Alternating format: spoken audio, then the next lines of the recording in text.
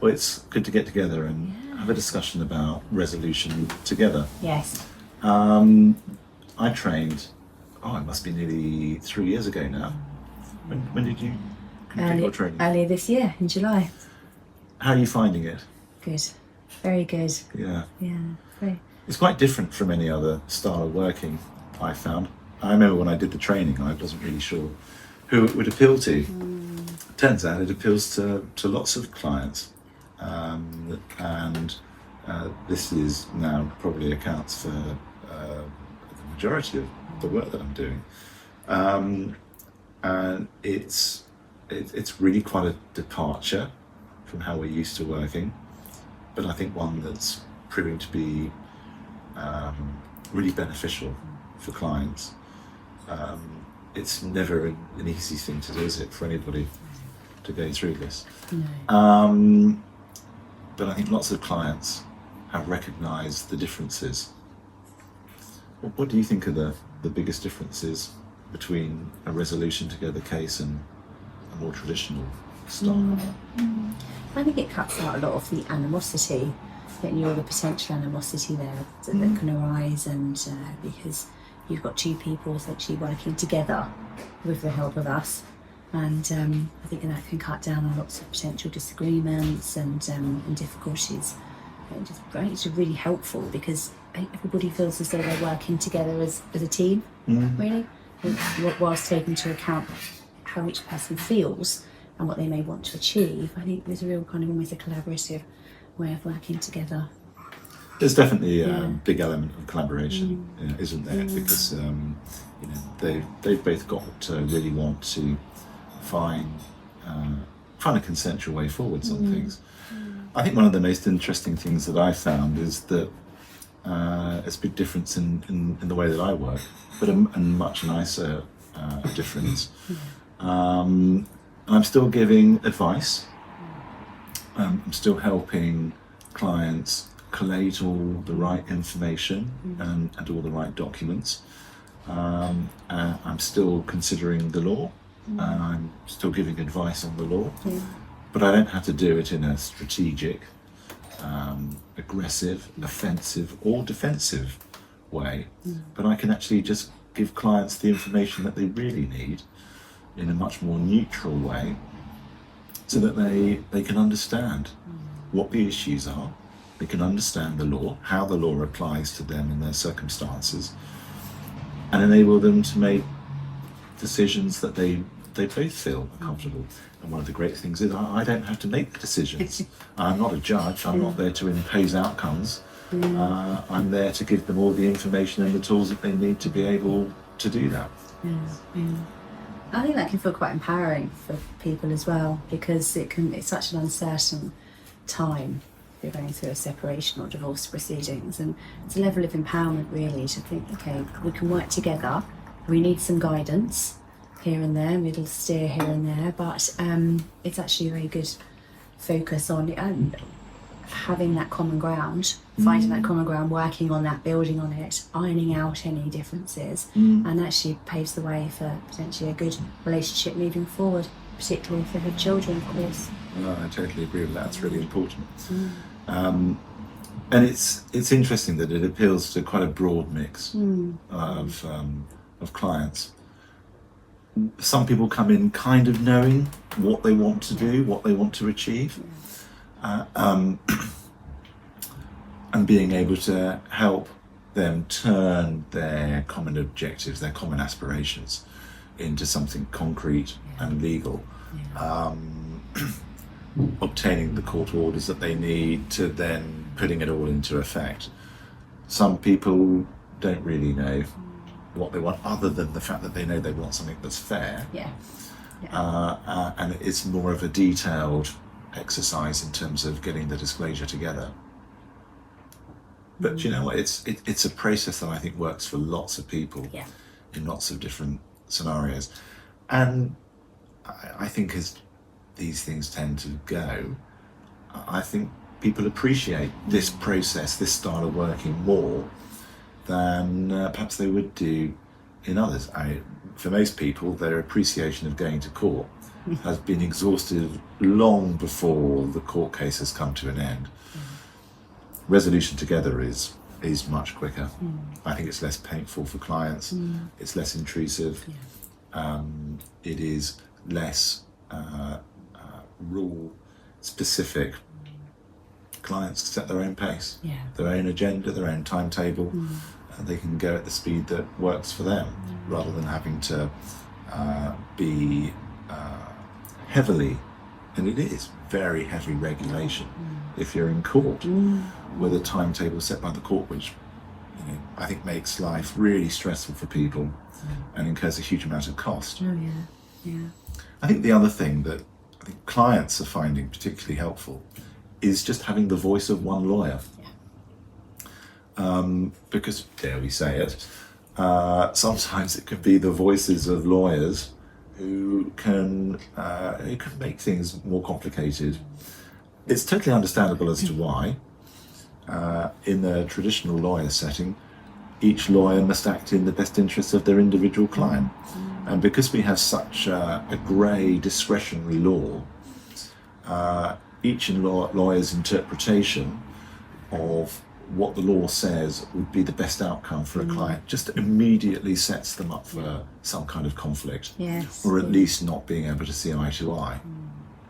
And I think we probably both had experiences, probably too many of them, when some lawyers take that approach in a really aggressive style, and it's just not helpful, and it just causes more problems than it solves. So I think for some clients, having the voice of one lawyer saying, look, these are the facts, this is the law, this is my interpretation and analysis of the law applied to the circumstances of your case, could produce a range of outcomes. You decide within that range of what we would assess to be judicially acceptable outcomes as being the one that you two feel comfortable with and are content to settle on. So I think that's hugely beneficial. Great. So Jo, what's your experience of how a resolution together meeting would actually work? How would it run? So initially we'd speak to each person on an individual basis, just have a chat with each of them, very informal, very friendly conversation, just to find out a bit about their situation, how they feel about various things, what the relationship is like with their spouse or partner, and explain a bit about how the resolution together model works in practice, and whether that might be something that they'd like to do, and whether you and I feel that was something that would work for everybody involved. I think it's really important to have those initial meetings separately, and sometimes the couple turn up together, and it can perhaps sometimes feel a little bit disappointing that they're not jumping straight in, but they're really beneficial to have separate initial meetings. And actually, I think we've also got to remember that it's really important that we check that it's going to be a safe way for each of them to work. Absolutely. And that we know we're not taking a couple into a way of working that might not be the best way for them. I have to say, I haven't come across an example of a couple yet where it hasn't been an appropriate and safe way for them to work. But it's still really important that we check in with each of them, and also just to make sure that actually they do have pretty consensual aims and aspirations for that style of working, because if someone has a very, very different view as to how the outcome should look, then maybe it isn't going to be right for them. And there are probably couples for whom that applies, but I think for many people, this is a really good way of working. So how do you tend to do things once you've had the initial meetings? So I will write to both people and say, I think this could work, and I'm in the same situation as you insofar as I haven't had any couples who I've thought this wouldn't work. Actually, it's been a situation where this could work.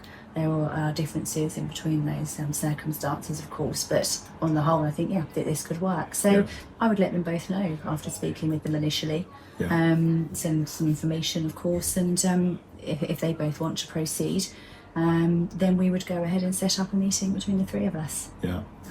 And do you tend to do that in person, or do you do remote meetings, or both? Yeah, well, it can be both. I think a meeting in person is a good thing, and I think that sort of strengthens the working relationship, or at least provides a good foundation for the working relationship moving forwards, because we can sit together around the table as you and I are now, and have those conversations. But I agree. if it works, and one or both people would like a Teams or Zoom meeting, then we can do that remotely as well. Yeah. I think the important point here is that personal contact, that face-to-face contact, whether it's remote or in person. That's really important. It always feels a bit better if you can meet in person, I think. Yeah, I agree. But I think we all have to recognise now that remote meetings are pretty commonplace in lots of people's lives. And sometimes geography plays a part in that, and people's busy lives, working commitments, family commitments, and so sometimes that just isn't possible. And equally, I've had good remote meetings, sometimes with people in different countries, let alone not being able to be in the same town or city at the same time. So it really serves its purpose. It does. I always find that first joint meeting, it's really helpful just to remind all of us of the framework in which we're working, and to review the agreement document and the retainer letter, because I think that really helpfully, in a really clear way as well. It's not full of lawyer language. In a really clear way, just reminds us all of the rules, I suppose, that we're working in. And then once we've attended to those, it's a question of getting down to the essentials of where they're at, where they want to go to, and the steps that need to be taken to help start that. I don't know about you, but I tend to find that the first meeting lasts maybe an hour and a half at most. I think by then, everyone is starting to feel it's quite a long time to be in what is still a pretty intense discussion and conversation. But you can cover so much in an hour and a half. And I'm old enough to remember the days when the only two options were going to court or the lawyers writing to each other. Gosh, and far back enough for it actually to be letters, not emails. And you could send a letter out, and you might not hear anything for weeks. And of course, emails are much quicker these days. But in that traditional style of two lawyers writing to each other, it can still take weeks and weeks and weeks to make any real progress. Whereas in the space of an hour or 90 minutes in a meeting, you can cover so much ground. And I think it's one of the huge benefits of resolution together, and in fact any process that involves having conversations rather than sending correspondence. I completely agree. And one of the particularly important parts of that, I think, is that if you send out a letter and someone reads it, you don't know how someone's going to interpret it. You don't know the tone that they're going to interpret it with. Whereas in a meeting, you can tell instantly by someone's facial expression whether someone has understood, not understood, taken slight offence to something, and you can correct it immediately. You can check in with someone and put them at ease or clarify it. You don't have that luxury with a letter or an email. Once it's gone, and sometimes the damage is done. So I think it's one of the other really positive benefits of resolution together. And invariably, no couple are the same in terms of their perhaps understanding of their circumstances, in particular their financial circumstances, it's just a very, very normal division of roles within families. So you've got one person who's perhaps more in the know about things than the other. And that is something which is very visible. You can pick up on that very easily. And whilst you can enable the person with the knowledge to be very helpful in terms of providing that information, you can also make sure that you're checking in with the other to make sure that everything's going at a pace that they're fully on board with. And if they're not clear about something, you can take time to clarify it and find out what they do need to be able to understand it. So I think both of them being fully equipped with all the information, all the documents, understanding the law and being able to explain that as many times as it's necessary to ensure that they both really understand what's going on is really important. And actually I've had cases in the traditional approach of, one lawyer, one client, where, I've had conversations with clients, intelligent clients who really understand the issues, but in the context of the combative or aggressive element of court proceedings, that gets lost because there is so much stress and emotion involved with going to court that sometimes the message gets lost behind email or even meeting sometimes. And can you imagine the difference between a meeting between a couple in their lawyer's office rather than sitting in a court waiting room, waiting for your barrister to turn up, who you may or may not have met before, and then waiting to go into a courtroom to speak to a judge who you almost certainly won't have met before. It's a totally different feeling, I think, and hopefully one that is more relaxed. Oh, completely agree. It's never going to be totally relaxed. It's an upsetting and difficult thing to go through. But I think all of these things are elements, are ingredients as to why resolution together can be easier. I completely agree. And picking up on the point you mentioned about going to court, it's that most people haven't been to court before in any capacity, and so that in itself is a huge thing to deal with, to try and process and to address, and then getting to court and, as you say, sitting in a room waiting for your barrister, going in front of a judge, and also quite often, depending on the stage of the proceedings, being asked to think about and make decisions concerning finances in an environment that is very stressful, where there are time limitations, and you're only there for, say, the morning or the day, and you want to get it finished. And people are having to think, okay, what do I do? Whereas with the RT model, you can sit down together, you can come back, of course, for another meeting, you can pencil a meeting the following day or in a week's time or whatever works for people. So it's much less of a pressure cooker environment. And there's a lot more, I think, freedom for people to also for people to express how they feel as part of that process as well, because you don't really get the opportunity to do that in correspondence. Or if emotional issues are put forward, etc., they can be misinterpreted, and as you rightly said, you don't know how someone's going to receive a piece of correspondence. So resolution together model, I think one of the benefits is that each person can feel heard as part of that, and that can really help in terms of furthering communication and building hopefully a good platform moving forwards. It's a very dignified and way to deal with resolving financial matters or child arrangements, of course. I think that's a really good point. Yeah, I think that's a really good description. Dignified.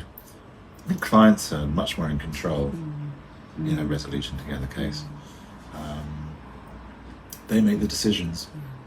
It's not lawyers going off on a folly of their own. It's not adhering to a timetable set by a court. They're totally in control of what happens. And I suppose with that, one of the other benefits is that there's only the cost of one lawyer that they need to find. Absolutely. I don't think anybody ever wants to pay for lawyers, but being able to just have one set of costs has got to be helpful for the clients. And with the added bonus, they get to determine what work the lawyer does as well. So I think that's a huge benefit. It's not the only one. I don't think one should place too much emphasis on that. There are a wide range of benefits to it. Cost saving is one, but that's always a good thing. It's never a bad thing, is it? No, never. So once you've had a meeting, what do you do at the end of the meeting? How do you follow on from that? So what typically would happen is the lawyer, in this case you or I, would prepare an email. Usually email works best, just summarising the points discussed, points to think about, and action points in terms of who's doing what. And I think that type of communication, you can keep it fairly succinct, fairly straight to the point, as opposed to having to go off on giving lots of advice. It's padded out. So just a fairly briefish summary of the various things that will happen and when we're going to meet again. And also the opportunity for any questions. And one of the benefits and one of the actual aspects of the module, key aspect, is that all communications are shared. So if anyone's got any questions, if one person, actually I want to ask this, they copy in the other person to that email. So we all address it together. So it's that whole working together and that transparency aspect that isn't just confined to meetings, which I think is really good. Yeah, I agree with you. I think that openness, I think it also makes people think about how they communicate and the language that they use. And I think probably as lawyers, it's a bit of a change in the way that we perhaps have practiced in the past. And we must all be mindful about the language that we use all the time, whether it's in meetings or in written form. But I think that's really helpful. I like that element of it. That there are no secrets. There are no private conversations. Everything is open. And I think that inspires confidence for clients. So what would you do, Jonathan, if you had a meeting or two meetings, and then all of a sudden, or perhaps it's been a build-up, you hit an impasse? Both people hit an impasse. It gets really tricky. What happens then? It can be a difficult meeting when that happens, but you can't ignore it. You can't pretend it isn't there. You have to recognise that and acknowledge with them that they both have their own views, that their views are valid, and they usually are. They usually come from a place of genuine and logical thoughts about some of the arrangements or the financial situation. And I have had a situation quite recently in which the couple, they'd come an awfully long way. They'd done very well, actually. And we'd collated all of the documents. We had a digital bundle of the documents that they'd shared, an asset schedule, and we were really starting to work through a lot of the major financial restructuring. But there was a point that they could not agree on, and it related to the timing of the sale of the family home. Okay. They each had very different views as to when that should be, and we explored that at length at a meeting. They went away to reflect on that, came back, and they were still struggling with it. So I suggested they should each go and get some independent legal advice on that one point, that narrow, that niche point. Nice. And they each had all the documents in their digital bundle to be able to take to their new lawyer, which meant that the time they had to spend with their new lawyer was relatively brief because everything had been prepared and was easily readable. And they then came back to a joint meeting, having had the benefit of that advice, and they were able to find a way forward. There was some movement, I think, on both sides. I see. Yeah. But they they were able, with the benefit of having that extra bit of advice, they were able to break through the impasse that would otherwise have been the case. And I think because by that stage there was a lot of goodwill generated about the way in which they were working, they could see how this style of working was proving to be helpful. And so the goodwill of still wanting to find consensual outcomes, there was a buy-in by that stage. They could see the finish line, and they wanted to find an outcome that worked for both of them. And this became increasingly clear in the way they interacted with each other. And interestingly, what I found was that as this went on, my role, my involvement, the amount of time that I was talking was reducing, and they were actually having greater conversations between themselves. So I was still there as a guide and steering them, because in resolution together we don't represent anybody. No. We're there to give advice, we're there to give assistance. We're facilitators of the actual legal process as well. So they were able to find the outcome that worked for them and their family and their children. And that was brilliant. And once we got past that, and they were agreed on that element of it, everything else kind of tumbled into place. Wow, yeah. And we were then able to look at some of the detail that we needed to turn the agreed objectives into something legal, something that a judge would recognise as being a complete legal agreement. We drafted up the documents. I was able to take them through the documents, explain everything. They signed it, sent it off to the court. Fantastic. So although there was a slight stepping away from the resolution together process, insofar as it was necessary to get legal advice in respect to that, just that one point, it sounds as though there was already a very strong foundation of some trust and discussions that had been very constructive, which actually enabled the process to then be picked back up again and continued to a successful conclusion. Yeah, I think really good. I think by that stage they were both committed to wanting this style of working to work for them and to find overall solutions. And that's really important. Hugely important. And it's interesting that there was a slight change of dynamic in terms of how they communicated with each other, their relationship was focused much more on working together, moving forward. Definitely. Which is a huge thing, and something that you don't see really very often or at all in the more traditional process of two lawyers, two clients, and that real separation. It was so noticeable. The way in which they were conversing with each other was totally different to how things were at the beginning. Wow. Yeah. They'd been separated a long time.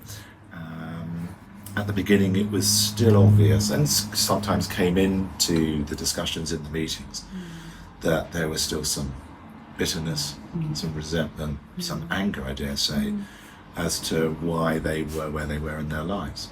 But this kind of dissipated the more that they sensed that they were working together as a team. Yeah. That they were working together as a team. And building something together, and that was really, I think, important for them. So, like anything else, it's something that it evolves as you go along. It builds. There's a crescendo to it, they were really working together between themselves, really very well. By the end of it. And of course one hopes, they still have fairly young children, but that continues to benefit them and the children beyond the end of the legal process. And so a better co-parenting relationship, happier children, happier them. Whereas I've always thought that by the time a court process ends, people have been so dependent on communicating through their lawyers. How on earth do they manage to communicate when the lawyers, say, right, that's it, we're done. Bye, all the best. And then people are left, how do they then communicate between themselves? Yes. And I guess some don't, never do. Yeah. But I think resolution together, the principle of it is finding better solutions more quickly, more cheaply, without the animosity. But actually, I think it provides something extra well beyond that, which is a foundation and an ability to recognise that they can find solutions to their family issues themselves. It's so important because a separation or divorce is such a huge moment in anyone's life, and being able to work together, having common goals, working together and having a very good outcome which actually strengthens or improves a relationship, it's something that they can then look back on, think, you know, that was a really bad time in my life, but actually we got that sorted and we sorted it out together, and that's actually something very positive. That's quite profound, as opposed isn't to as opposed to going to court, looking back and thinking, I had this terrible process. It was so expensive and so stressful. Actually, it's actually very, like I said earlier, very dignified. Really good. There must be a real sense of pride and sense of achievement. Knowing that you've navigated probably one of the most difficult things that you can go through in your life. In the best way that you can. This hasn't been around for very long. I mean, you and I have been practicing between us, for decades. And it has something that feels that it's really getting some traction behind it. More and more lawyers are starting to be trained to do this, which I think is a really, really good thing. More and more clients are contacting the office saying, we want one lawyer. We want to do this together. We want to do this jointly. It's got a number of different names. Resolution together, one lawyer, one client.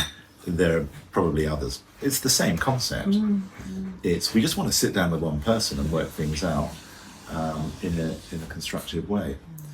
And I think this might be something that becomes the norm. This becomes the traditional way of doing things. And that we slightly move away from this, well, I've got my lawyer, you've got your lawyer, let's get the lawyers to talk to each other, which can still work. But I just think as the recognised best way of, what do we do, wouldn't it be brilliant if, in years to come, that was the default, that was the norm. We sit down with one lawyer and we work things out. And only in, perhaps exceptional cases where that really genuinely isn't possible, that there is something else. But that actually more and more people find solutions together, and, court is the very option of last resort. Which I think is what should be the case. I agree, completely agree with you. There's so many benefits to working together as opposed to just going through the court process, and I think in terms of the time frame as well, because although with the resolution together model people can decide and everybody decides between them when the meetings take place, the whole process can actually be completed far more swiftly than if you're waiting for a court hearing date. For the possibility that is postponed through no reason or fault of your own, and the uncertainty that comes with that. How long are you waiting for a hearing? Could be 6 months, could be a year. Whereas a resolution together, even if people want a bit of space, even if people decide just to have a couple of weeks to reflect and think things through a bit more, that's still probably on balance, I would say, a more swifter way of dealing with things than if you're going through a traditional court model. So, it's been really good chatting this through with you, actually, by the way. Really good. I suppose you can sum it up as being kinder, quicker, less antagonistic, a far easier way of looking at options and talking those through. Really child-focused, future family-focused, future co-parenting focused way of dealing with something that is difficult. It's a really rewarding way to work. Absolutely. So, Joe, how would you sum it up if you had to explain to a client or someone in 30 seconds? What would you say are the main benefits of it? Resolution together model can increased communication in a more effective way, better communication, and less acrimony, less hostility, less uncertainty. I think it's actually quite a sophisticated way to deal with things, with dignity and a large element of control for both people. Just a really good constructive way of working together, not only now, but paving the way for a good, successful relationship and a good outcome for the future, I would say. I think you touched on some really important points there. It's been really good to talk it through with you today. And to you. Thank you. Thank you.